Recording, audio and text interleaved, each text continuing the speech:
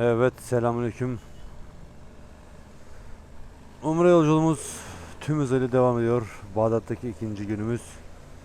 Dün Osman kardeşimle birlikte Sakarya'dan tanıdığım iki tane çok şahsına münhasır bir insanla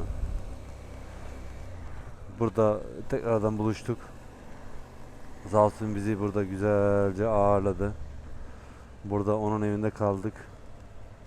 Şimdi sabah saat 8'e 10 var. Yola çıktık. Buradan Kerbela Necaf Umre yoluna doğru devam edeceğiz. Burada ünlü bir tane kahvaltıcı var. Osman kardeşim dün çok yoruldu.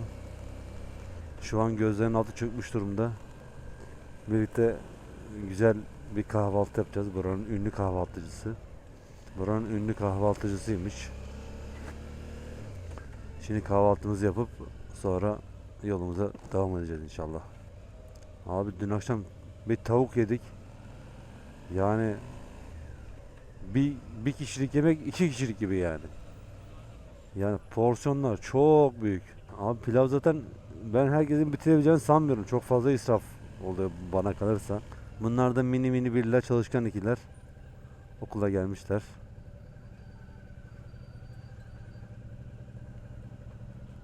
Herkes okulunda şu anda. Arabanın arkasında klima var bak. Normal klima koymuşlar. Jeneratörü de onun için koymuşlar. Çok ilginç ya. Şöyle yaklaşayım biraz. Arabanın arkasına bak şimdi. Kocaman normal ev klimasının ünitesi. Yanında jeneratör. Direkt oradan oraya şey gidiyor. İçinde de bak aha, arkasında bak. Şu beyaz yerin üzerinde de şey var. Klima var bak, görüyor musun? Porosunu gördün mü? Abi nasıl bir sistemdir bu ya? Oh şu trafiğe bak. Ey yavrum benim be. Bu sağdan gideyim mi? Yoksa trafiğin içine dalayım mı? Trafiğe dalayım ya. Normal. Zaten eninde sonunda gireceğiz yani. Evet arkadaşlar, şu an bir şeye girdik. Böyle bir yerlere gittik ama vallahi abi dün gece saat 3'te de böyleydi. Sabah saat 8 yine böyle. Abi bu trafik hiç durmuyor mu ya? Bu kadar insan nereye gidiyor ya? Bak karşıdan da geliyorlar. Valla adam abi sen nereden geliyorsun Allah'ını seversen ya.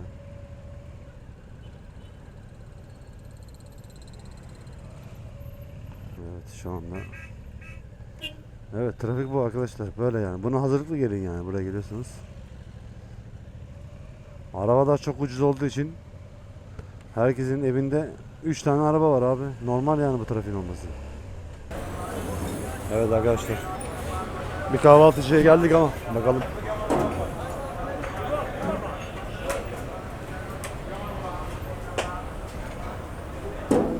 Neresi?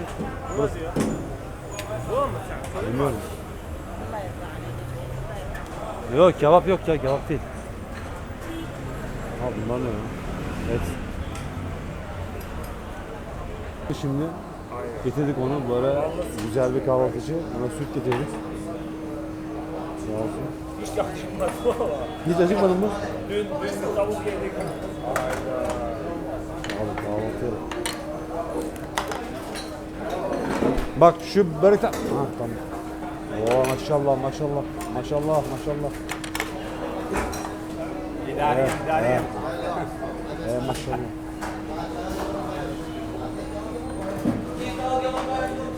Evet şimdi hadi bismillah. Evet arkadaşlar. Burada börekler hazırlanıyor ya.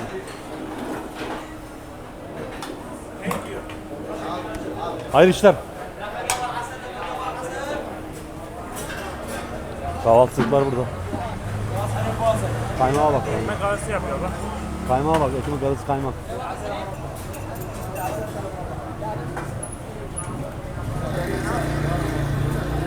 Evet ekmek arası kahvaltı.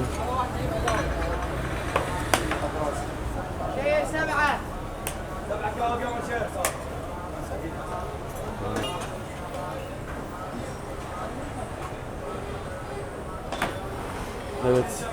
Kahvaltımız hazır tamam. Haydi. Evet Beyler benzin alıyoruz. Benzin alıyoruz ama benzini buradan alamıyoruz. Burada yasak ve tehlikeliymiş.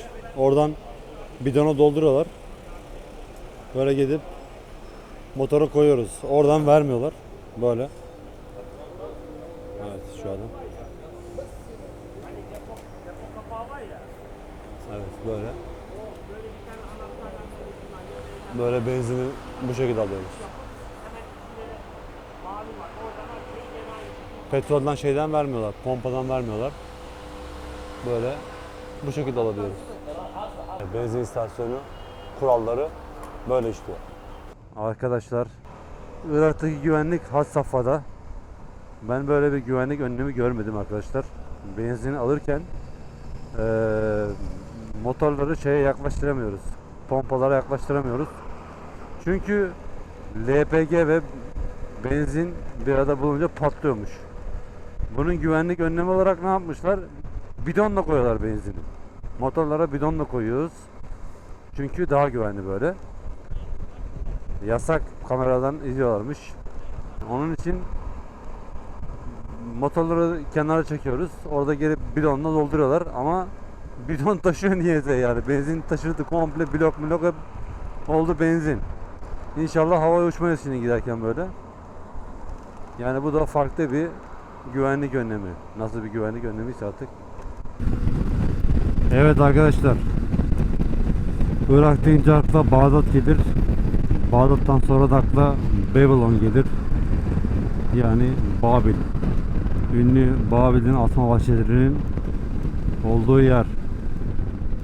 Babil'in asma bahçelerinin olduğu yer dünyanın 7 harikasından biri yere. Şimdi birazdan gideceğiz. Bakalım. 10 kilometre.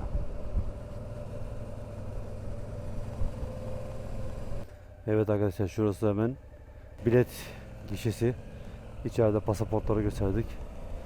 Biletimizi aldık. Kişi başı 25.000 Irak dinarı. Bu da yaklaşık 750 TL para yapıyor. Yani 750 liraya giriş yapıyorsunuz. Burası Babylon Babil Tiyatrosu. Hemen şu karşıdaki mavi kapı İştar kapısı. Bu orijinali değil, orijinalini çalmışlar Avrupa'da bir müzede. Şimdi hatırlayamadım. Şimdi şurada, burası Babil evi. Hemen şu arkası. Şimdi içeriye girip diğer kompleksleri göreceğiz. Şu sol tarafta da yine saray kalıntıları olması lazım. Hemen şurası İştar kapısının benzeri diyelim.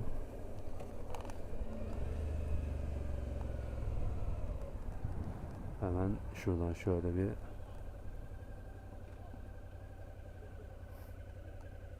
evet, şimdi ünlü kapıdan içeriye giriş yapıyoruz. Bunların hepsinin bir anlamı var. Şunların hepsinin bir anlamı var. Şimdi hepsi aklımda değil. Ama bu kullanılan boyanın bile anlamı var. Şöyle buraya çekmeden. Evet, şimdi ana bahçeye giriyoruz buradan. Urartu, Asırya, Mountain, City, Bityakin, Channel. Büyük duvar. Evet, burada normalde yazıyor şeyler. Hemen Asurlar, normalde şu hemen burada yazıyor aslında. Hemen şurada nehir var. Yufarates, Fırat Nehri. Hemen şuradan geçiyor zaten. Babil Kralı'nın içtiği su. Evet, Babil Kralı'nın içtiği sudan Osmanlı da içiyor. Evet, burada şimdi ne varmış? Libal Cigal, birinci duvarlar. Inner Walls, Throne Hall, Persian City, Line of Babel aslanı var. Nebukadnezar Müzesi, Ana Saray, Kuzey Sarayı ya da Güney Sarayı, Hanging Gardens, İştar Gate, Sin Gate, Günah Kapısı, Babylon Tiyatrosu, Babylon Kulesi, İştar Tapınağı, Marduk Kapısı, Pazar, Mesela 25 nerede kanka 25? 25 gideceğiz kanka. 25. 26 25 köşede. Evet şurada Alışveriş şurası yaparsın, alışveriş pazar. merkezi AVM. Eskiden AVM'si orasıymış. Ana kapıda. Fatihçe'ye benziyor lan. Olabilir. Fatih Şehir'in ataları olabilir. Şurada Saray Kural Nabi Nabo Nidus. Tamam. Şeye bakacağım. Ha şurada. Şimdi sarayın oraya doğru gidiyoruz. Şimdi burada kimler yaşadı? Kimler? İlk Sümerler, ondan sonra Akadlar, Babiller, Asurlar ama en çok Babil Devleti ve 2. Nebukadnezar tarafından yani yönetilen bir alan burası. Hammurabi aslında sadece bir kral değilmiş. Aynı zamanda hukukun öncelerinden yani çünkü ilk Hammurabi kanunlarını çıkaran adam yani yazılı kanuna daha doğrusu. Ondan sonra bu Babil'i zaten Babil yapan Nebukadnezar zaten. İşte devasa ziguratlar, işte o tapınaklar var. Artık şurası yürüyüş alanı yani böyle tören alanı gibi bir şey şu alan. Yani askerler buradan işte kapıdan içeri giriyorlarmış. Daha çok buradaki halk tarımla, hayvancılıkla uğraşan halkmış zaten. Şöyle de zaten Güney Sarayı'na doğru geliyoruz şimdi. Şurası böyle boylu boyuna alay yani yürüyüş alayı. Buradan böyle İştar kapısından gelip bu şekilde buraya doğru gidiyorlarmış. Şöyle. Şimdi sarayın içine doğru giriyoruz. Sarayın dış duvarları korunaklı bayağı. Ama içi çok da şey değil böyle. Gördüğüm kadarıyla. Şimdi bakacağız.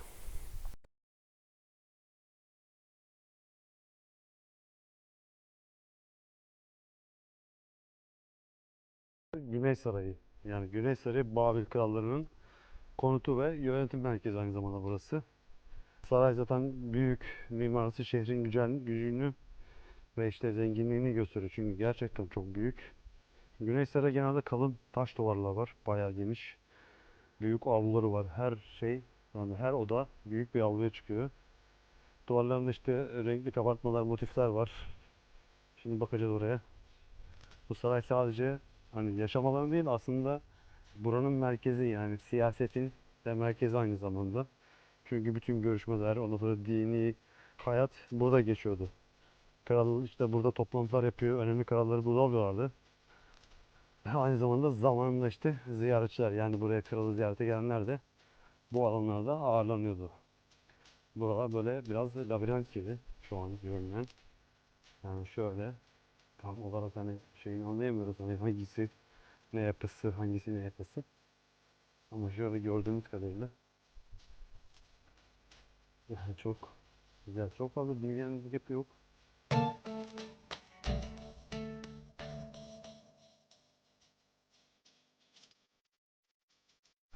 Sarayın içinde böyle bir labirent var. Ama bu labirent sadece bir yapı değil, aynı zamanda karmaşa yani gizem ve koruma sistemi olarak tasarlanmış aslında. Yani düşmanları kandırmak için işte hani herhangi bir sıkıntı olursa işte o dönemde düşmanlardan korunmak ve sarayın içindeki kutsal alanları saklamak için kullanılıyormuş burası. İşte burası dar koridor, işte karmaşık geçitler, işte buradan gizli odalara falan girişler var. Yani Osman yolu buluyor ama aslında bunlar işte kraliyet ailesinin gücünü ve gizemini hissettiren yapılar. Burası çünkü çok karmaşık yani oradan geliyorsun oraya gidiyorsun yani anlamsız gibi gözükse de bize tabii ki bir anlamı var bunun yani. Evet bulamadı Osman. Çıkmaz sokağa girdi.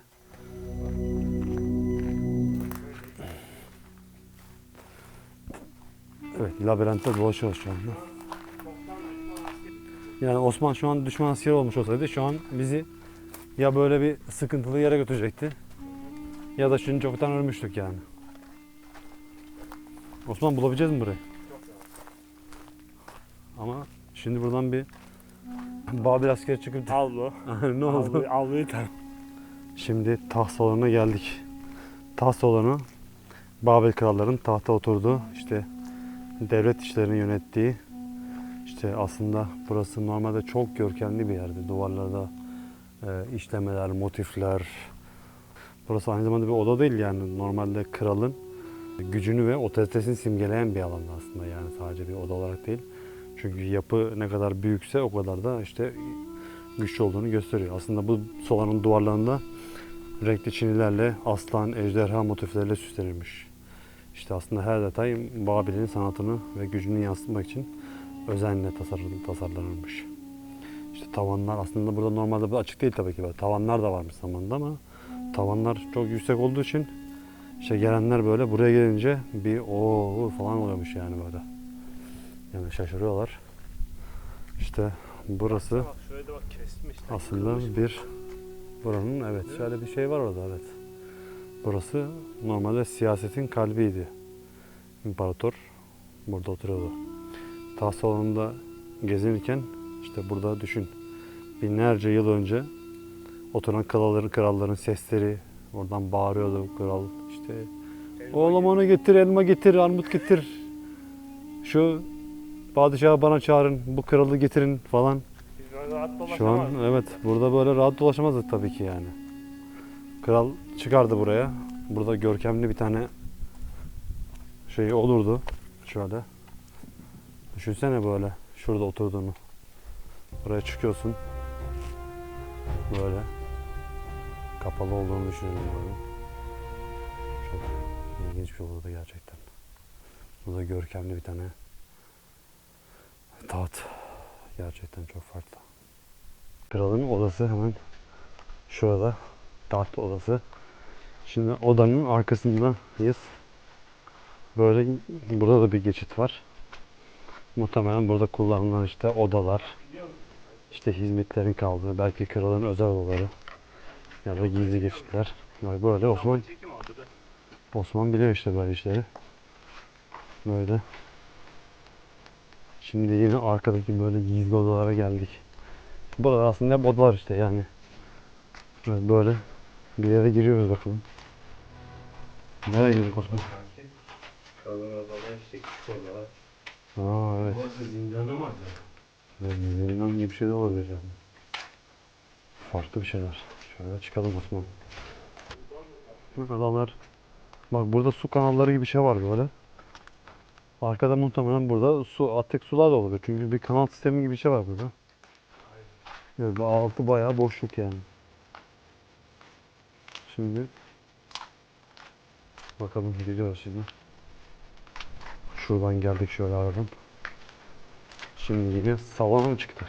Acaba aslanlar mı çıkıyor? Evet.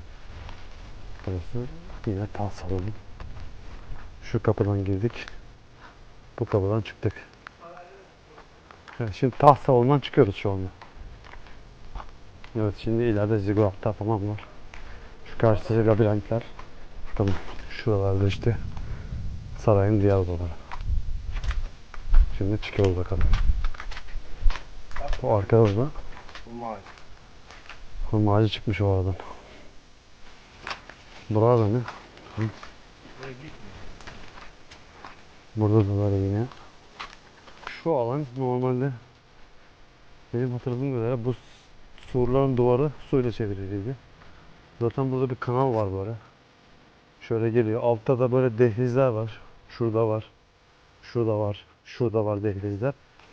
Muhtemelen sarayın altından ya gizli geçitler ya da böyle sarayın içine gelen suydu yani. Belki su ihtiyacını bu şekilde gideriyorlardı.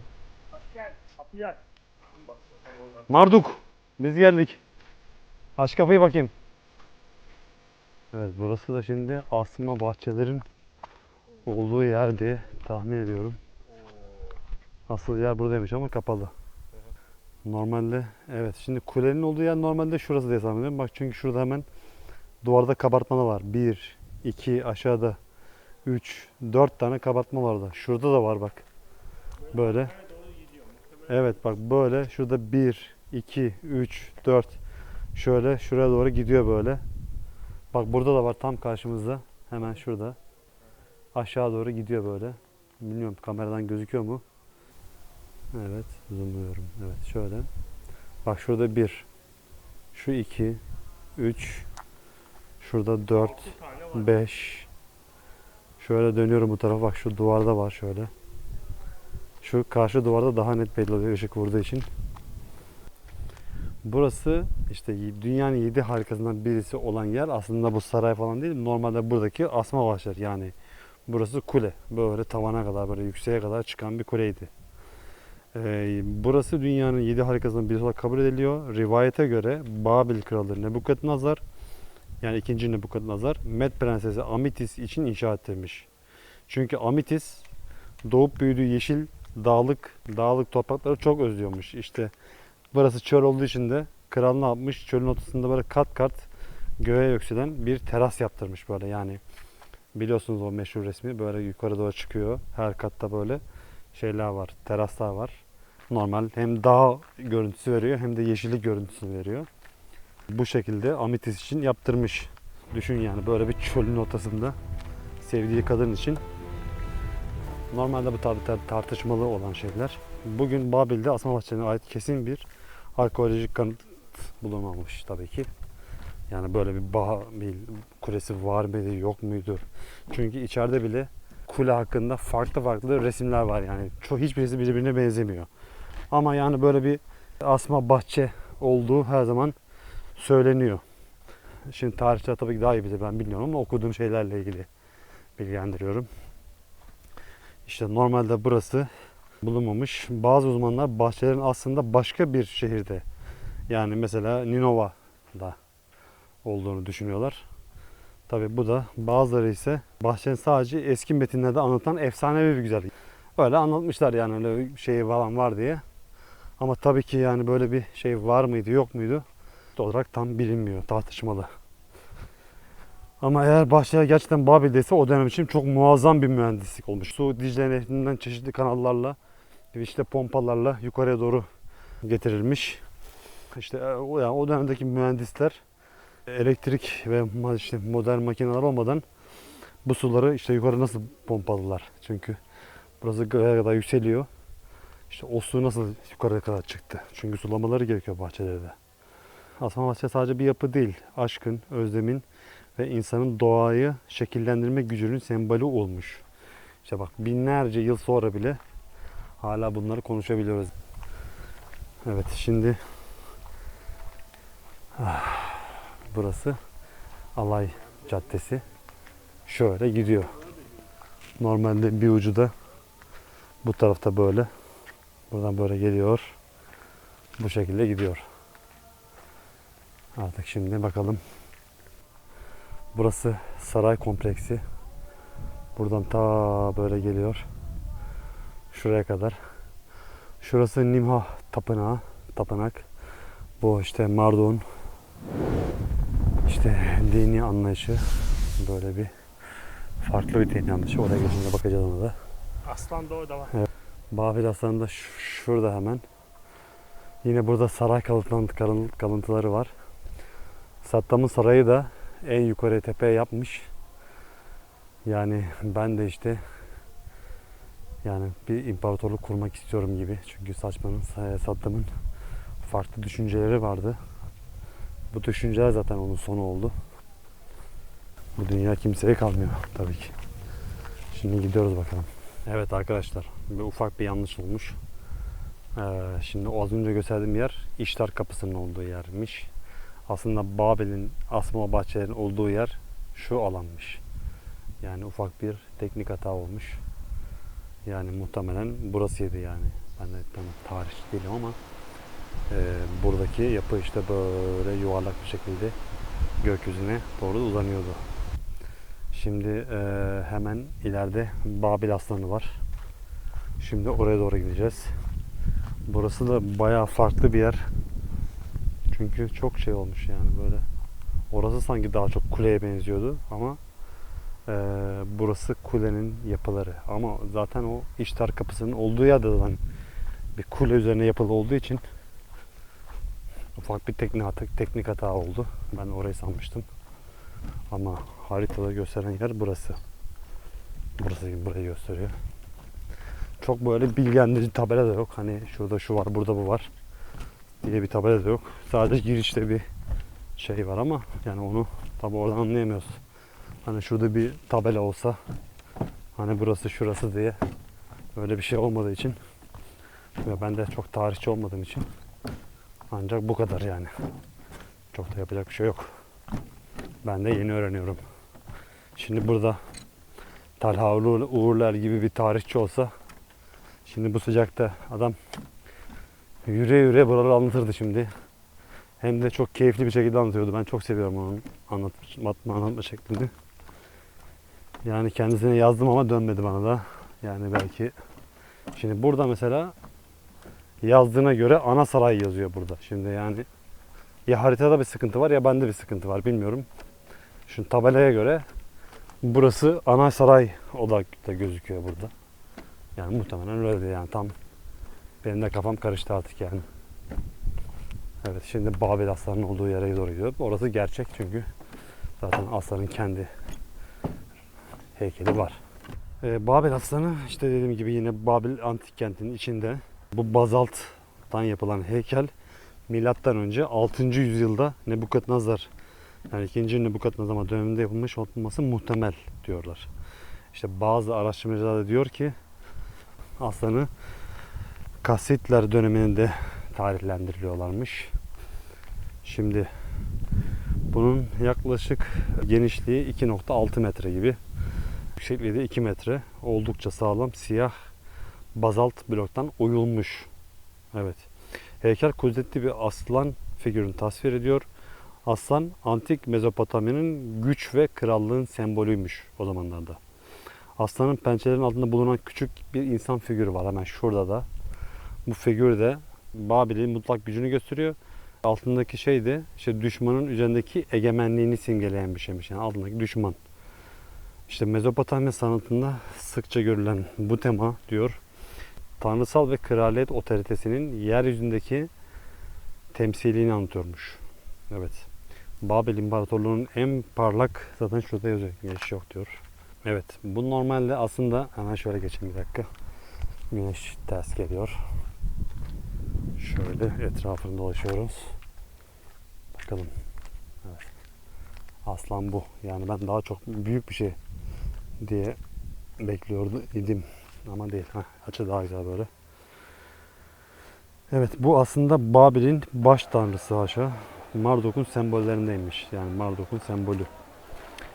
Sadece güç göstergesi değil aynı zamanda dini bir anlam taşıyormuş. İnsan figürünün pençe altında olması ise hem kralların hem de halkın tanrılar tarafından korunduğu ancak aynı zamanda tanrısal güç karşısında küçük kaldığı mesajını veriyormuş. İşte bu aslında bu uzun süre açık hava koşullarına maruz kalmaktan dolayı biraz deform olmuş. Ama hala yani ne olduğu belli yani. Böyle güzel hala anlaşılabilen bir yapı. Sadece işte ağız ve burun kısmı biraz dağılmış. Onun haricinde güzel bir görüntüsü var. Evet. Alay Caddesi'ne geldik Osman. Alay Caddesi. Buradan tören alayı yürüyüşünü yapacağız. Evet şimdi tören alanı yapıyoruz. Aha, aynen. Evet arkadaşlar burası Alay Caddesi. Burası şehrin kalbinden geçen binlerce yıl önce büyük törenlerin, dini kutlamaların, kraliyet geçitlerinin yapıldığı bu meşhur yol. Buradan bu şekilde gidiyor. Alay Caddesi sadece bir yol değil. Aynı zamanda Babil'in ihtişamını, gücünü ve dini inançlarını dünyaya gösteren bir sahne gibiymiş zamanında. Kral ve rahipler önemli festivallerde burada yürür, halkı selamlarlarmış böyle sağda solda halklar onlara eşlik ederlermiş. Burası şehrin en görkemli yapılarına, tapınaklara ve saraylara açılan bu yol binlerce insanın bir araya geldiği kutlamaların adresiymiş aynı zamanda tabii ki burası. Tarihçiler ve arkeologlar bu caddenin büyük taş döşemelerle kaplı olduğunu, iki yanında böyle sağda solda sütunların ve renkli kabartmanın üstlendiğini söylüyor. İnsanlar buradan geçerken sadece yürümekle kalmaz aynı zamanda şehrin ruhunu da hissediyorlarmış. Şimdi burada böyle biz de yürüyoruz mesela. Hayal edelim binlerce yıl önce insanlar aynı yolu bu şekilde gidiyordu. İşte buradan krallar geçiyordu, alkışlıyorlardı, bağırıyorlardı, müzik sesleri vardı. Sonra belki dini törenlerde böyle bir manevi bir hava vardı o zamanın şartlarına göre. Burası yani şimdi böyle düşünün böyle. Biz de geziyoruz mesela. Şimdi buradan kral geçiyor, krallar geçiyor, işte rahipler geçiyor. Burada siz de kenardan alkışlıyorsunuz, bağırıyorsunuz, çağırıyorsunuz. Mesela Osman gibi bak şu an yürüyor mesela. Ama şu an yanlış yerden, halkın durduğu yerde yürüyor. Sıkıntı yok yani. Şimdi burada yürürken tarihin ve medeniyetin kalbinde olduğunuzu hissediyorsunuz aynı zamanda. Taşlar sadece yol değil, insanlığın binlerce yıl önceki yaşamanın, inancın ve gücünün sessiz tanıkları burası aslında. Öyle değil mi Osman'cığım? Bakın hava 45 derece. Hiçbir şey Yani şu an tanık olamıyoruz ama ama yani yine de burada yürümek, mesela bak şu an şöyle gösterelim. Bak yerler hala böyle bir taş döşemesinin olduğu belli böyle, yani farklı bir. Şurasıyla burasından yenidir muhtemelen. Yeni zaten. Ama buradaki taşlar daha farklı böyle buradakilerden. O yüzden böyle gerçekten mükemmel bir şey yani böyle. Evet. Devam ediyoruz. Evet. Evet Osman, halkı selamla bakalım. Halkı selamlıyorum. Selamünaleyküm ey halk. Siz hiç merak etmeyin. Beni seçin. Evet, oyunuzu Osman'a verirseniz Bağdat'ı da alacağım. Irak'ı da alacağım. Musul, Kerkük, ta Arabistan'a kadar alacağım. tamam. Aldım. Hadi inşallah bakalım. Hiç merak etmeyin. Evet arkadaşlar, Siz Osman. kralınız 3. Sargon'a güvenin. Üçüncü sağ- Oo çok kanki. Evet, şu aradan hakikaten mükemmel gözüküyor. Şöyle Saddam'ın sarayı. Aslında bu da güzel de fotoğraf olur. Arkadaşlar burası dediğim gibi İştar kapısıymış. Evet, bu normalde burası Babil'in kutsal şehre giriş kapısı olarak biliniyor. Adını aşk, savaş ve bereket tanrıçası İştar'dan alıyormuş. Milattan önce 575 yılında Nebukadnezar tarafından yaptırılmış. Peki neden bu kadar özelmiş bu kapı? Yani normal neden diğer kapılar gibi değil? Bu kapı sadece bir giriş kapısı değil, aynı zamanda Babil'in gücünü, sanatının ve simgesiymiş. Yani bu girişte vardı zaten. Normalde işte sanatın simgesiymiş. Parlak mavi, firuze renkli taşlarla kaplanmış. Üzerinde ejderhalar, aslanlar, boğalar gibi mitolojik yaratıkların kabartmaları varmış. Tabi bunların hepsi, her birisi Babil'in ruhunu koruyucu olarak gözüküyormuş. Tarihçiler İştar Kapısı'nın devasa yapısının 14 metre yüksekliğinde olduğunu söylüyormuş. Kapı seramik tuğlalarla inşa edilmiş ve üzerinde renkli sırlarla canlı detaylar işlenmiş. O dönemin ustaları bu kapıyı adeta bir sanat eseri gibi tasarlamış. Burası da Ninmak Tapınağı. Yine Nebukadnezar'ın tapınağı. Şimdi normalde bu kapının aslında orijinal şeyleri var. Ama burayı tabii ki bazı hırsızlar çalmış. Hem de devlet hırsızları. Hangi hırsız bu? Almanya. Bizim neydi? Bizim Bergama Müzesi'nin olduğu yerde, Almanya'daki Pergamon Müzesi'nde sergileniyor. Ama işte burada normalde orijinal ölçülerinde bir replikası ziyaretçilere de açıkmış. Evet, şimdi tapınağa doğru gidiyoruz. Tapınağı bugün böyle normal ustalar harçla sıvamışlar. Neden böyle yapmışlar anlamadım. Şimdi girip bakalım tarihine. Buradan gelirken kapı kilitli olduğunu sandık ama içerisi açıkmış. Burası şu an tadilatta. İlk önce benim dikkatimi hemen Osmancığım sağ olsun gösterdi bana. Tavandaki yapı. Mesela oraya ne yapmışlar? Kütük atmışlar. Arasına da hasır koymuşlar. Yani eski şeyini uydurmuşlar. Şu an burası hala da tadilatta. Şimdi Osman'la birlikte bu tapınağı şimdi tarihine bakacağız. Şimdi bu tapınak Mezopotamya mitolojisinde önemli bir yer. Çünkü burası Babil halkının kutsal tanrıçası olan Nimmah'a adanmış. Nimmah peki kimmiş? Mezopotamya mitolojisinde doğurganlık, toprak ve annelik tanrıçası olarak biliniyormuş. Halk ona büyük bir saygı gösteriyormuş. Tarım ve yaşamın bereketi için dualar ediyormuş. Tabi burası sadece şöyle gölgeye geçelim, çok aşırı sıcak çünkü. Burası sadece bir ibadet yeri değil, aynı zamanda toplumun merkezinde önemli ritüellerin ve festivallerin düzenlendiği. Yasak. Bu tapınağına geldik. Burası tabii ki o zaman bilgelik ve kehanetin tanrısı Nabu'yadanmış. Kutsal bir mekan. Bu eski Babil ve Asur'da çok önemli bir figür. Yazıların mucidi olarak biliniyormuş. O kadar ki tapınağı adeta bilgi ve öğrenme merkezi gibiymiş.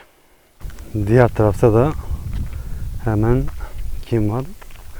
İştar Tapınağı var şurada. Sonra burası da Babylon House. İşte Babylon'un özel evleri. İşte şurası hemen yazıyor zaten. Hemen içine girelim.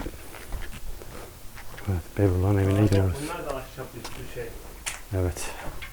Babililer böyle evlerde yaşıyorlardı. Burası böyle küçük küçük odalar var. Ben çok şu an net göremiyorum. Karşıda bir tane niş var. Tavanlar yine kapalı. Şöyle. Evet. Böyle bir aralardan geliyoruz. Büyük bir bahçeye çıkıyor herhalde burası. Evet şöyle. Her taraftan bizim kervansaraylar gibi böyle ortada ana bir tane bahçe var. Şimdi başka bir odadayım. Burası da böyle. Biraz çok bakımsız. Tavan göçmek üzere. Evet. Kim bilir zamanında buraları ne amaçla kullandılar. Evet. Şimdi diğer odalara gidiyoruz. Evet. Ahmet abi, evde misin abi? Evet şimdi bizim Hüseyin abinin evin şurada bir yerdeydi galiba. Hüseyin abi. Hüseyin abi. Hüseyin abi evde yok. Ayşe yenge. Ayşe yenge. Buyur, Teneke Çelebi. Bak, Persler gelmiş. Kaçın hemen. Osman Aga. Osman Aga.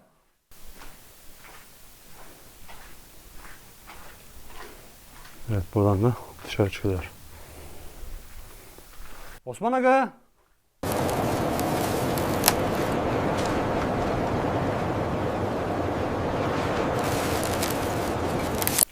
Burası kiriş gibi böyle.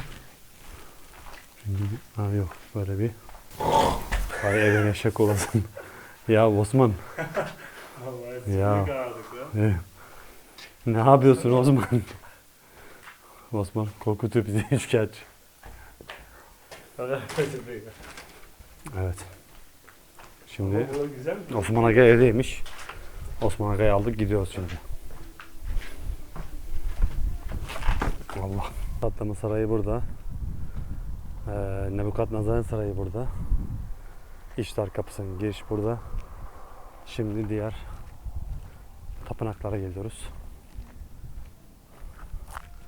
Buralar yine Babylon evleri. Bakalım. Şuradan şöyle bakalım. Selamünaleyküm. Aleyküm selam. Teneke Çelebi.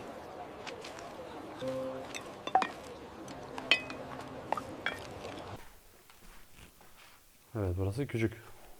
Bu kadarcık. Şimdi tapınağı. O da ama arkaya doğru bir şey vardı çünkü bina uzun. Buradan da giriş yok. Oda. Evet burası kapalı galiba. Şöyle yine. Şuradan bakayım. Yok kapı kapalı burada. Açık mı?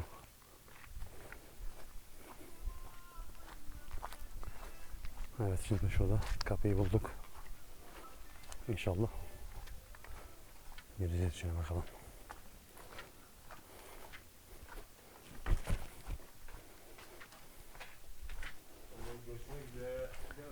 Selamünaleyküm. Hayırlı işler. Tapınağa gelmiştik biz ama. Oy burası çökmek üzere. Biraz tehlikeli. Tapınak olduğu için Evet. yakmışlar. Biraz. Bunlar boya ama kanka ya. Ta o zamandan kalan boyalar. Yanma değil de. Evet şimdi rahipler falan belki de buradalardı. Duvarın kalınlığı, hatta sıvanın kalınlığı çok kalın bir sıva yapmışlar buraya topraktan. Şu kadar kalın. Altı kil taş. Pişmiş taş. Evet şimdi bakalım. Buralar hala yerde kumlar var. Burası İştah Tapınağı. Tapınağın içi böyle hala duvarda. Belki de o dönemden kalan boyalar duruyor hala. Şurası herhalde ana işte mihrap gibi diyelim hani camilerdeki ana tören alanı galiba. Burası da işte arkadaki cemaat. Duvar böyle gelmiş yıkılmış. Biraz sıkıntılı. Bayağı bir elden geçirmesi gerekiyor buraların. Evet şurada da yine böyle bir güvercinler artık burada çok sağlam yapmışlar. Duvarın kalınlığını göstermek istiyorum. Duvarın kalınlığı bu. Şöyle. Abi efsane kalın duvar. İşçilikten kaçmamışlar, malzemeden kaçmamışlar hiç. Tavanda yine odunlar, girişler. Burası böyle işte yani. Şurası sunak alanı. İşte rahipler falan buradaydılardı. Halk buradaydı. Böyle buradan tapınağı yönetiyorlardı. Ayini ya da işte ibadetlerini. Evet şimdi yavaş yavaş çıkışa geçiyoruz. Burası da başka bir oda. Duvarın kalınlığını şuradan görebiliriz. Efsane kalın duvar. Dışarıdan ses geliyor, müzik sesleri. Giriş var mı iki tarafa? Osman! Karşıda böyle bir var, delik. Çıkışa geçelim. Evet arkadaşlar, Saddam'ın sarayına geldik. Ama buraya giriş yasakmış. Bir tane girişte polis vardı. O polise yalvardık, yakardık, ağladık. Dedik Türkiye'den geliyoruz. Şöyledir, böyledir. Abi al bizi mutlaka falan. O da sağ olsun aldı bizi. Şu an kaçak yollardan Saddam'ın sarayına doğru gidiyoruz. Hemen karşısı şöyle olduğu yer, Babil'in olduğu yer. Abi. Çok güzel manzarası var buradan. Evet şimdi çaktırmadan çıkıyoruz yukarıda. Şimdi geldik oraya. Kimse yoksa çekime devam edeceğim. Yoksa bizi kafamız uçmasınlar burada. Evet çıkıyoruz şimdi yukarı doğru. Arkadaşlar şimdi Saddam'ın sarayına geldik nihayet. Burası ana giriş kapısı. İçeride polisler var. Önce biraz hızlı gidiyorum. Şurası hemen ilk ana kapı. Evet burası ana toplantı ve bekleme salonu. Evet ihtişam, zenginlik, gösteriş. İşte bu abi. Aynısını aşağıda Babil'de gördük. Nebukadnezar, ondan sonra Sargon ve diğer krallar, diğer imparatorlar oradayken şimdi burada da Saddam'ın sarayı. Ne onlara ne de Saddam'a kalmadı buralar. Evet şu ihtişam, bu güç demek ki yani herkese böyle biraz zehirliyor yani. Şöyle. Gerçekten çok enteresan, çok farklı bir yer. Hemen burada görevli odaları. Belki sağda ve solda işte askerler duruyordu. Evet, burası da yukarıya çıkmak yasakmış. O yüzden yukarıya çıkamıyoruz maalesef. Karşısında böyle gözüküyor. Yukarıda işte yatma odaları, dinlenme odaları, belki işte toplantı odaları, özel odalar. Hepsi oradaydı. Şu an Buradan diğer tarafa geçiş var. Yani buradaki duvardaki mermerleri bile söküp almışlar yani. Bunu nasıl söktünüz abi? Şuradaki kirişi bile indirmişler aşağıya. Abi burası şimdi ana salona gireceğiz ama şöyle önce arka odaları görmek istiyoruz. Yani YouTube'da zaten videoları var. Bu Babylon Sarayı'ndaki, Babil Sarayı'ndaki görüntüler. Halk buradan mobilyaları, sandalyeleri, vazoları, çiçekleri, böcekleri böyle alıp götürüyordu. Masattan buralarda yürüdü. Buralara geldi. Burada tuvalet, banyo gibi bir yer. Banyo gibi bir şey. Kapısı bile kalın kapı. Burası muhtemelen ailesiyle dinlendiği, oturduğu odalardan bir yer. Tavandaki ahşap işlemeler efsane. Allah'tan oraya kadar çıkamamış insanlar. Yoksa orayı da indirirlerdi. Şimdi karşısı olduğu gibi hurma bahçeleri. Çok enfes, çok harika, mükemmel bir manzara var. Hemen önümüzde Fırat Nehri. Bütün Babil'i besleyen Babil'in. Burası Fırat olması lazım herhalde. Dicle de olabilir. Şimdi Dicle Nehri, işte nehir. O Babil'i besleyen ve buranın bu kadar önemli olmasının en büyük etkenlerinden birisi su. Yani tarihte su her zaman önemli olmuştur. Yani evet. Hurma bahçelerine bak, ucuz bucağı yap. Evet, şimdi bizim bizde nasıl fındık bahçeleri varsa burada da hurma bahçeleri var. Şimdi mikrofonu biraz Osman kardeşime veriyorum. Evet arkadaşlar, bu dünya ne sana ne bana kalır. Bu saraylar, ihtişamlar yıkılır. Önemli olan kalem, kitap, maneviyattı. Bunları pas geçmeyelim ama harbiden sarayın manzarası şeyi çok güzelmiş. Yani Ama talan etmişler yani. Ağzın tadını biliyor musun? Biliyor. Tam yerine yapmış ama tam şey ama. Talan olmuş artık yani, kimseye kalmadı. Kurulur dedi. Burada çadır kurulur dedim, şu saray bahçesinde. Biz muhtemelen gece gelsek şuraya çekerdik, buraya kurardık, sabah tutuklanırdık. Arkadaşlar şu an 45 derece, 1 saat büyük ihtimal. Evet. Ya buradan selamlar. Evet arkadaşlar, şimdi diğer... Evet arkadaşlar, ana salondayız. Tamam.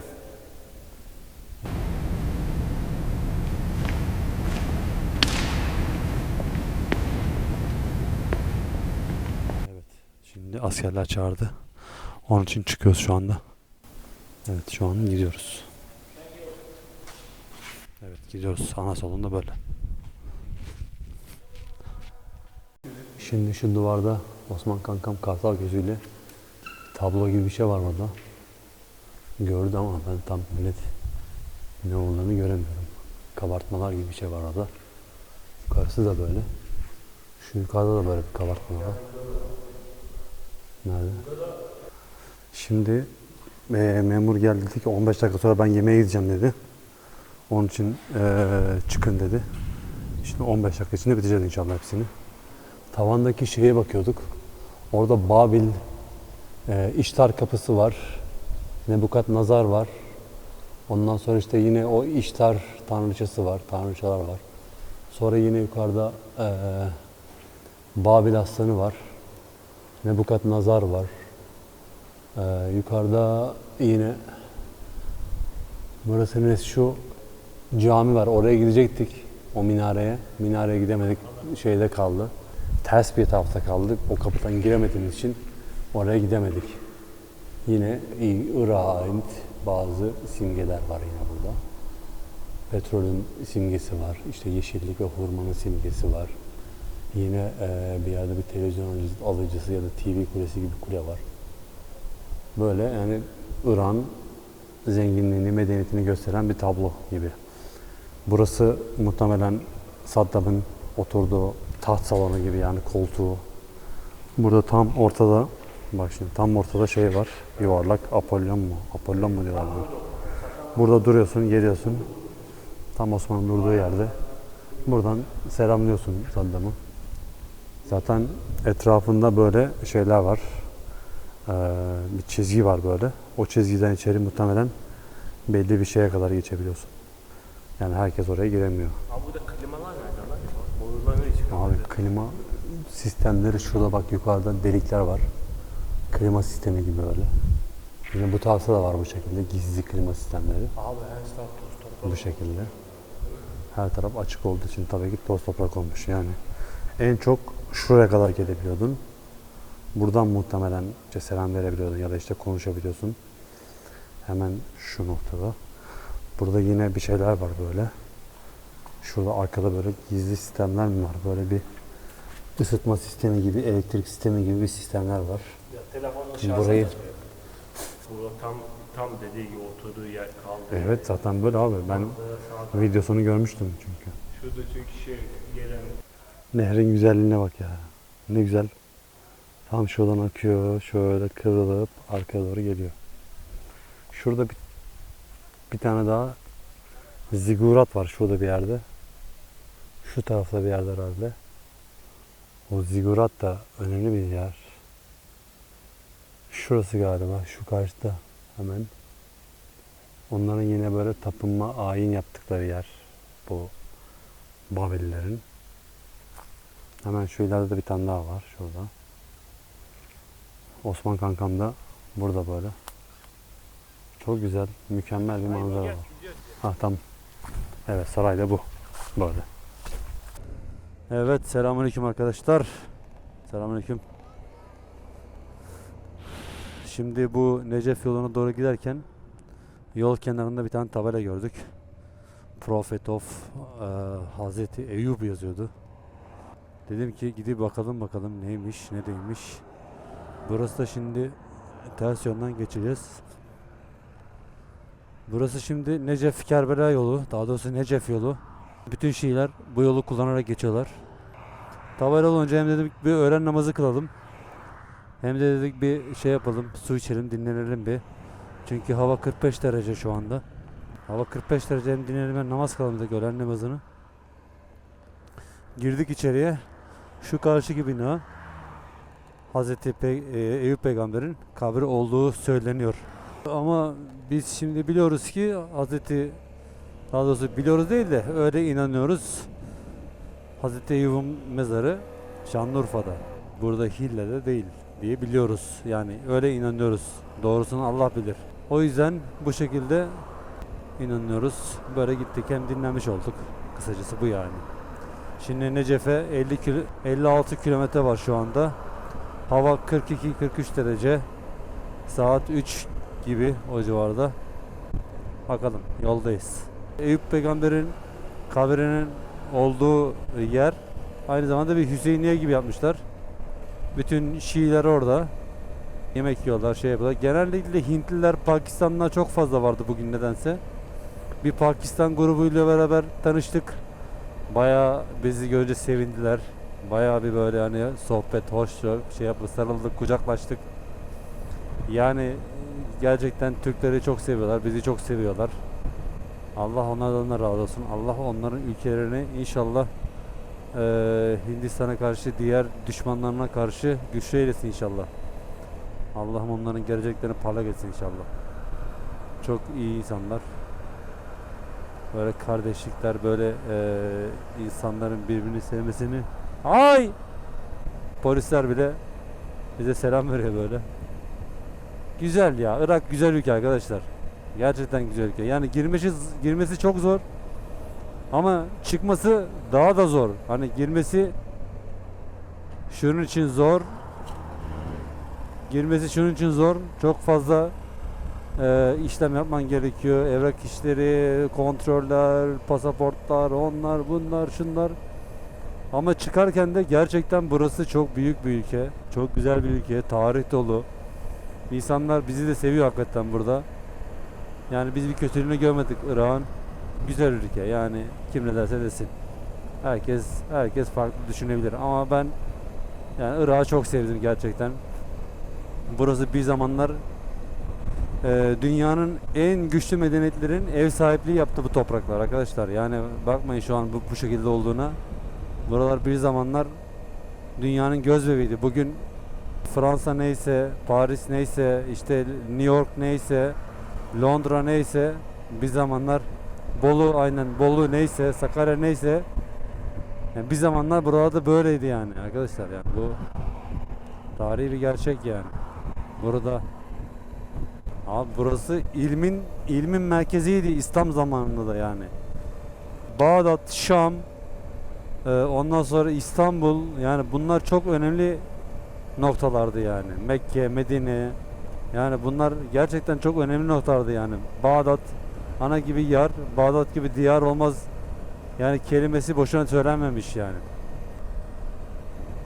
Allah kimseye böyle vatanla ilgili bir sıkıntı yaşatmasın inşallah. Evet arkadaşlar, Necef yolunda şu evlerin güzelliğine bakın ya. Vahanın içinde böyle hurma bahçelerinin arasında evler. Hemen az gerisi şu arkası Fırat Nehri. Çok güzel ya, evler mevler çok harika gözüküyor yani. Buralar biraz kötüleşti ama ilk o nehrin kenarındaki evler çok güzeldi. Çok bayıldım yani. Mükemmel.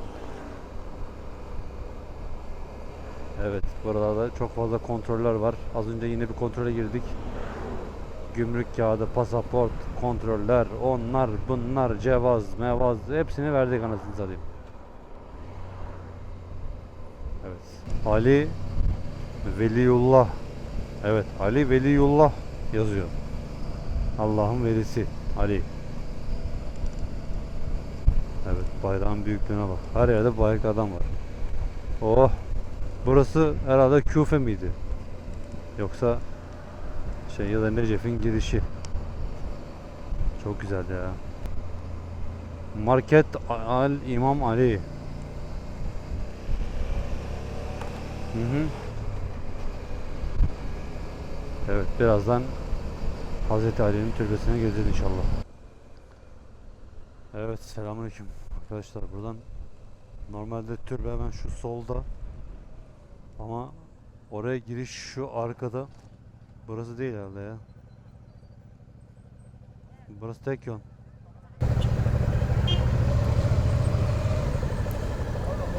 Selamünaleyküm. Selam.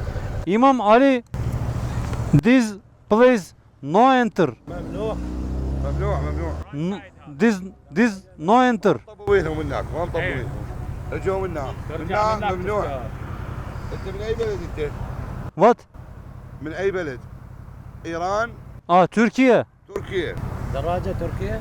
Türkiye. اوكي اسمع ممنوع. انتبه هناك الجراج قريبة When Birinci, tamam. One. White. White. Left. door 1 2 3 3 aradan. Tamam. 3 Tamam. Go to müstakim. اوكي Tamam. 1 Tamam. 3 او 4 4. Okay. Thank you. Allah razı olsun. Maalesef. Evet, normalde giriş şuradan böyle, oradan kontrol yapıyorlar. Sonra düz gönderiyorlar ileri doğru. Ama bu derecat, yani motosiklet derecat diyorlar. Bu derecatların oraya girişi yasakmış.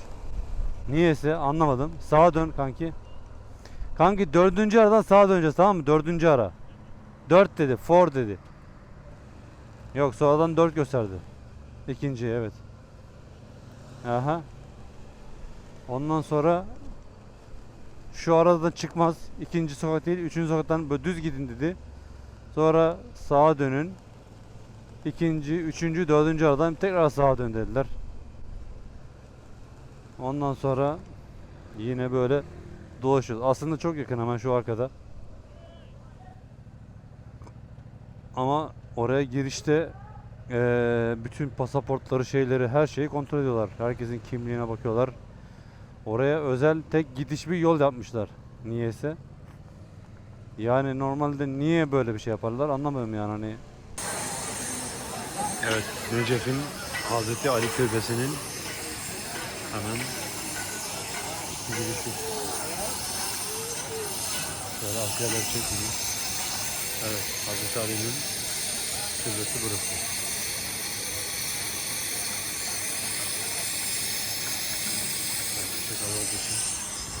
Burası da oraya giden ana cadde.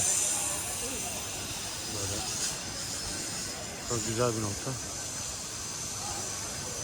Akşam oldu ama motorları bıraktık bir yere. Şu an gidiyoruz. Allah yaptığımız ibadetleri kabul etsin inşallah.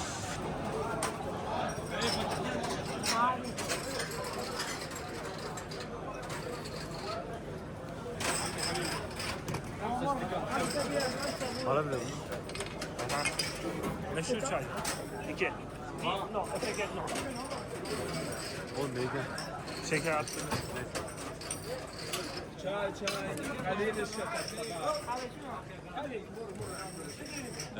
Çay olayı böyle. Eyvah dolduruyor.